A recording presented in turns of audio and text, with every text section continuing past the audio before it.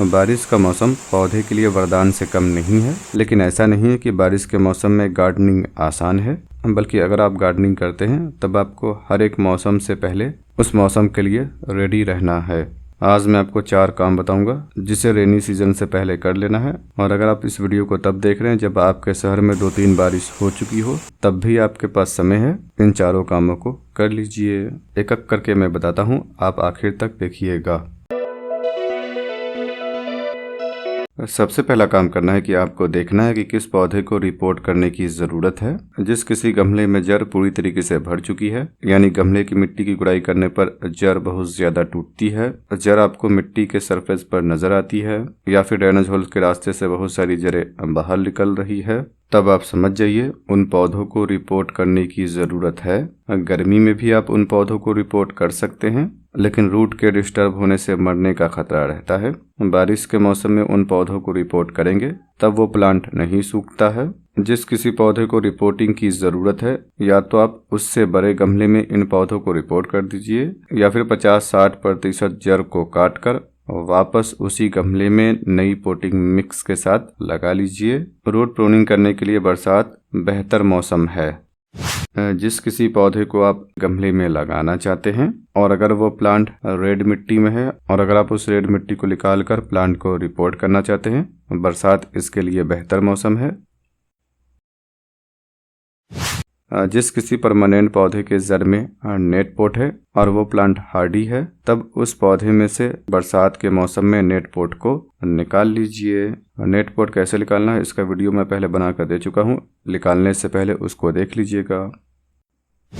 जिस किसी नए पौधे को आप नर्सरी से ख़रीदना चाहते हैं, बरसात के मौसम के शुरू में उनको खरीद लीजिए और अपने गमले में लगा लीजिए। बारिश के मौसम में कम समय में पौधा ज़्यादा बढ़ता है।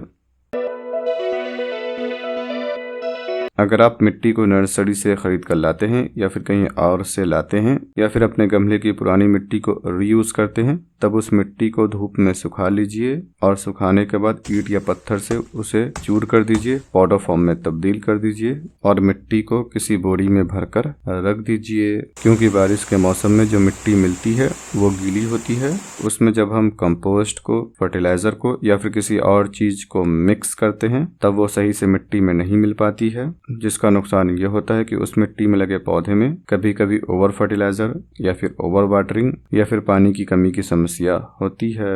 जब हम सूखी मिट्टी में चीजों को मिक्स करते हैं तब आसानी से मिक्स हो जाती है, इसलिए बेहतर है कि पोटिंग मिक्स हमेशा सूखी मिट्टी से ही रेडी कीजिए। इसी तरीके से गोबर की खाद या फिर वर्मी कंपोस्ट या फिर किसी और खाद को आप खरीदते हैं या फिर बनाते हैं, तब उनको भी खरीद कर किसी बोरी में या फिर गमले में भर कर रख लीजिए।